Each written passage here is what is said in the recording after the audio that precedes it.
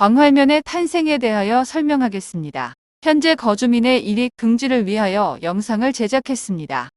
김제시 광활면은 이른바 일제강점기 때 산미 증식이라는 계획에 의하여 일본인 그때 당시 입장으로 만경강에 상류가 되는 완산군의 높은 산지와 섬진강 상류에 있는 경천 저수지, 대아리 저수지, 우남호를 만들고 하류에 있는 관리가 어려운 저수지는 메워 논으로 만들었다.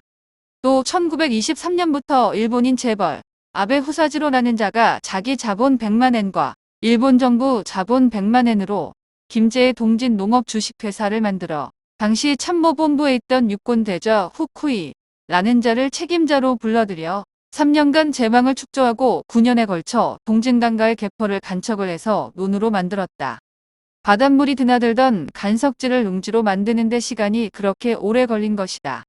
이러한 간척지를 갯들이라고 했다. 간척 사업에 참여했던 외지 사람들은 대부분 그 갯땅을 그들의 꿈처럼 불화받기를 원했는데 불화는커녕 이른바 아베 농장의 소작인으로 눌러앉아 있을 수밖에 없었다. 수확의 대부분을 소작료로 내고 굶주려야 했기에 그 비참한 자신들을 갯땅쇠, 갯벌에 사는 서민들이라고 불렀다고 한다. 한 가정의 가장손에 괜히 굳은 살이 박힐 정도로 농사 및 노동 경험이 있는지를 일본인들은 엄격히 심사하여 받아들인 소작인들은 한 가구당 5필지라는 버거운 규모의 논을 경작해야 했다. 일은 힘들었지만 탈출보다는 쫓겨나는 것을 두려워하며 죽도록 일을 해야 했다. 아파도 논에 나와야 했고 아기를 해산한 후에도 논으로 나와야 했다. 9개의 답구로 구성되어 있었고 답구장 일본말로 오야봉이다. 절대 권력을 휘둘렀는데 일본인도 있었고 조선인도 있었습니다. 참으로 그때 당시에 우리 선조님들의 고충은 너무 가혹한 것 같습니다. 지금 있는 제방은 1950년대 유시로 1960년대에 새롭게 구축된 것입니다. 방조제 공사는 양쪽 끝에서부터 둑을 쌓기 시작해서 가운데에서 합쳐집니다. 인부들은 흙을 제방에다 지게로 짊어나르고 뚝 석축을 위해서는 돌도 가져와야 했다. 돌을 실어오기 위해 배나 도로꼬를 이용했지만 작업장까지는 오려면 역시 사람의 등을 빌려야 한다. 인부들이 힘들게 등짐으로 가져온 돌을 가지고 일본인 석축 기술자의 지시에 따라 움직인다. 먼저 흙과 돌을 퍼부어 놓고 군산 형무소에서 죄수들이 엮은 멍석과 각지방 농장 소작인이 엮은 덕석을 위에 덮고 말뚝을 박으며 계속 메꾸는 것이다.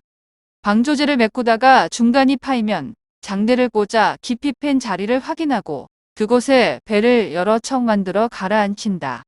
그 위에 돌과 흙 바구니, 소나무, 돌을 쟁인 가마니를 쌓아서 철사로 묶는다. 방파를 위해 석축 위에다 멍석을 쌓고 또 그 멍석에 소나무로 말뚝을 박아 움직이지 못하게 고정시킨다.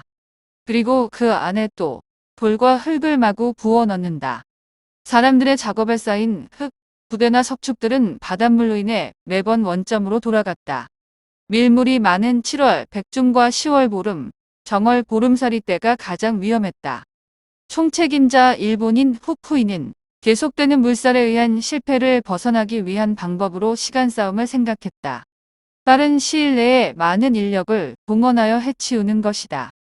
후쿠이는 돈을 아끼지 않고 공사장에 마구 뿌렸다.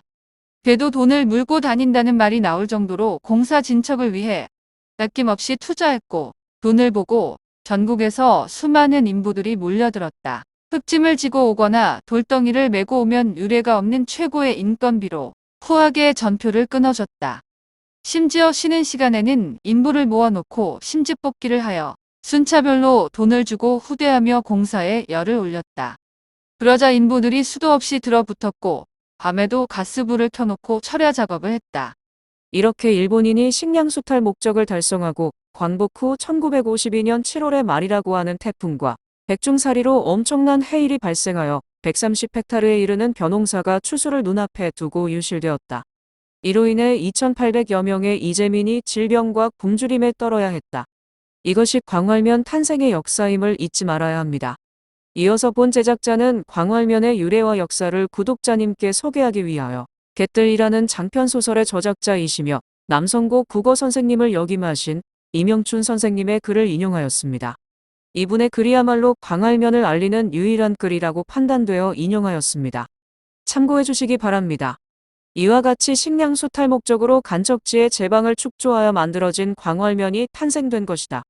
그 당시 개도 돈을 물고 다녔듯이 현재의 광활면은 질 좋은 광활 감자를 생산하며 생산하는 양이 우리나라 총 생산의 30%에 해당하며 오늘날 광활면은 높은 농가 소득과 앞서가는 선진 영농으로 풍요를 누리는 그 이면에는 선인들이 흘린 피와 땀과 눈물의 밑거름이 다져진 결과인 것이다.